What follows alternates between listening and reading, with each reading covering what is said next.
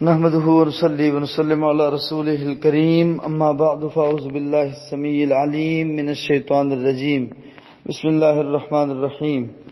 بھائی نے پوچھا ہے فرض اور واجب میں کیا فرق ہے؟ بھائی یہ اصطلاح المحدثین ہے، محدثین نے اصطلاحیں بنائی ہیں، بالخصوص فقہی علماء جو ہیں انہوں نے اس میں زیادہ تر زور دیا ہے۔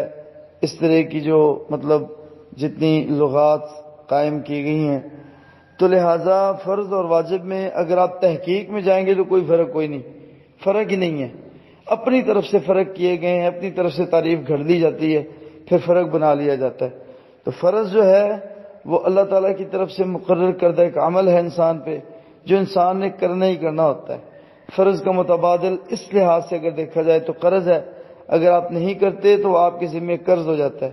اسی لیے آپ کو چاہیے کہ آپ اس پہ استغفار کریں، آپ اس کی قضا دیں، آپ اس کو اگلے وقت میں پڑھ لیں، ادا کر لیں، زکوٰۃ دے دیں، معاملہ طے کر لیں، جو بھی آپ کے ذمہ فرض ہے اپنی جگہ پہ کسی اور سے کروا دیں اگر آپ پہ فرض ہے اور آپ کر نہیں پا رہے۔